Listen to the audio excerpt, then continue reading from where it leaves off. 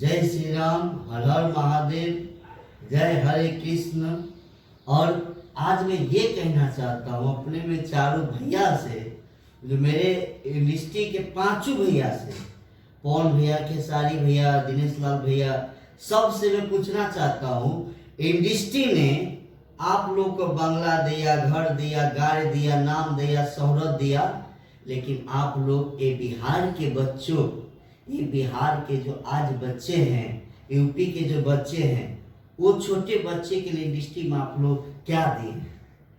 आज हर बच्चे आज तरस रहे हैं इंडस्ट्री में काम करने के लिए। आप लोग को तो हर चीज इंडस्ट्री दे दिया, लेकिन आज के डेट में जो छोटे छोटे बच्चे हैं उसके लिए आप लोग क्या किए हैं?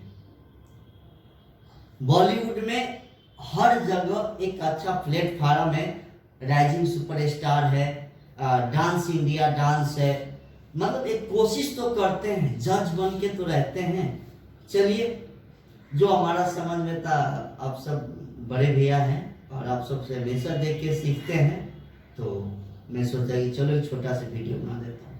लव यू, दिल से लगे, हम बबलू भैया।